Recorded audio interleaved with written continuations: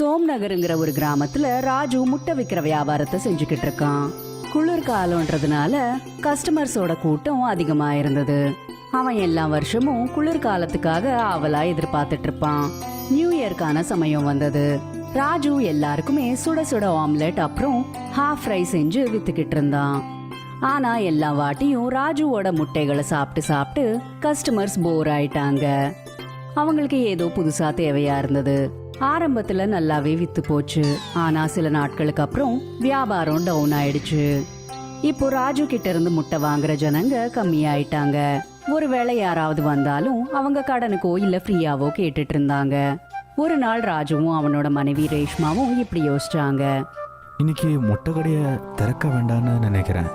நீ இன்னைக்கு ஒண்ணுமே பண்ணாத, நாளைக்கு ஸ்டார்ட் பண்ணலாம். நீங்க ஒரு வேளை போகலன்னா நம்ம கிட்ட இருக்கிற அந்த கொஞ்சம் கஸ்டமர்ஸ் கூட விலகி போயிடுவாங்களே. நான் என்ன சொல்றேன்னா, நீங்க சைக்கிள்ல போய் வேற கிராமத்துல முட்டைய வித்துட்டு வாங்க. சுட சுட முட்டைகளை சைக்கிள்ல வச்சு வித்தா கஸ்டமர்ஸ் வாங்கலாம் இல்லங்க. நீ சரியாதான் சொல்றப்பா. நீ முட்டைய வேக வச்சு வை, நான் சைக்கிள்ல போய் வித்துட்டு வரேன். ராஜு சைக்கிள்ல முட்டைகளை விற்கிறதுக்காக வீட்டுல இருந்து கிளம்பினான்.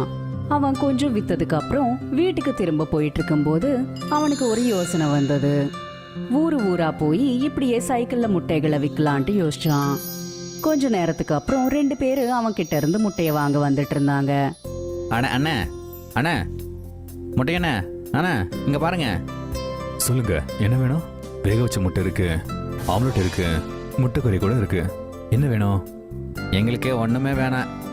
இன்னொரு வாட்டி நீங்க இங்க வரவே கூடாது. இங்க ரொம்ப வருஷமா எங்களுடைய முட்டை கடை இருக்கு. நீ வராத. நீ இங்க வந்து எங்க பிசினஸ் நீ வீணாக்காத.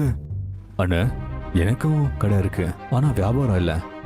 அதனால தான் நான் யோசிச்சேன் ஒரு ஊருக்கு போய் முட்டையை விற்கலாம்னு. எங்களுக்கு புரியுது. இங்கிருந்து போயிரு, இங்க மறுபடியும் வராத. ராஜு ரொம்பவே நொந்து போய் வீட்டுக்கு போனான்.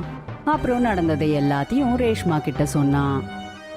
நாம இப்போ வேற ஏதாச்சும் பிசினஸ் பண்ணணும் போலியே, இல்லைன்னா சாப்பிட கூட நம்ம ரொம்ப கஷ்டப்படுவோம்.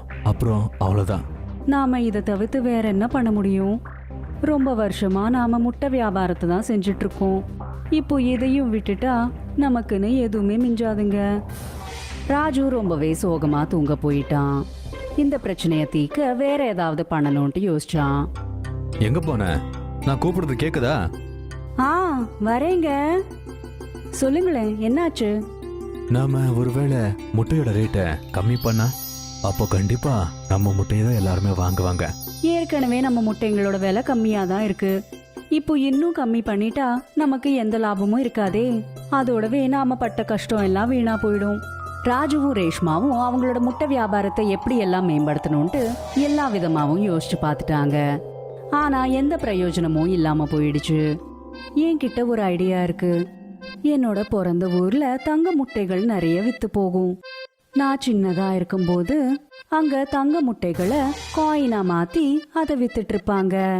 அதோடவே அது ரொம்பவே அழகாவும் ருசியாவும் இருக்கும். நிஜமாவா? நீ சொல்றது உண்மையா?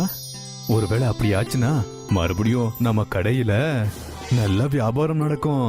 ரேஷ்மா சொன்னதை கேட்டு ராஜு ரேஷ்மாவோட பிறந்த வீட்டுக்கு போக முடிவு பண்ணிட்டான். ராஜு தன்னோட மாமியார் வீட்டுல தங்க முட்டை காயினை எப்படி தயார் செய்யறதுன்னு கத்துக்க ஆரம்பிச்சுட்டான். சில நாட்கள் தன்னோட மாமியார் வீட்லயே இருந்து அவன் கோல்டன் எக் காயினோட ரெசிபிய கத்துக்கிட்டான். அந்த முட்டை அவிச்சதுக்கு அப்புறம் பாக்கிறதுக்கு தங்க நாணயம் போலவே இருந்தது. ராஜு அந்த ரெசிபிய நல்லா கத்துக்கிட்டான். அவன் தன்னோட ஊரான சோம்நகருக்கு திரும்ப வந்ததுமே ராஜு திரும்ப கடைய திறந்துட்டான். அட பொண்டாட்டி, கேக்குதா? இன்னைக்கு கடைக்கு நீயும் வா. இந்த நாள் நமக்கு ரொம்ப ஸ்பெஷல் நாள். நான் கண்டிப்பா போவேங்க.